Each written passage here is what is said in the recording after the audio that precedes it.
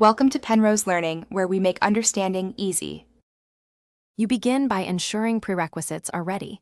Visual Studio with the data workload and a SQL Server instance such as local DB. Next, you create a new CHash project and add the appropriate SQL client NuGet package so you can talk to the database. Once done, configure a connections string in app settings. JSON or in settings, include server, database, authentication type, and timeout. Make sure to save it and test connectivity with a simple console. Write line or a small test query to verify the pipeline. Now you define the data model and access layer. Use Server Explorer or SQL Server Management Studio to create tables and keys, then script those changes into migrations or scripts. For data access, write parameterized SQL command or call stored procedures.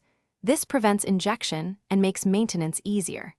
Implement using blocks for SQL connection and SQL command, and prefer async methods like execute reader, async for UI responsiveness.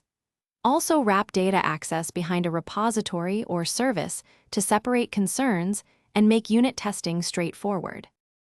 Finally, integrate the database into your app lifecycle.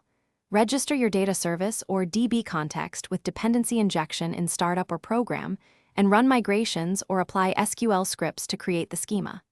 Seed essential data and run validation queries to confirm everything works. When deploying, switch to secure credentials and adjust connection pooling and timeouts. If something breaks, check the connection string, SQL Server service status, and exception details in logs. Most connectivity issues come from misspelled instance names or wrong authentication settings. Thanks for watching. If this was helpful, leave a like and consider subscribing. See you next time.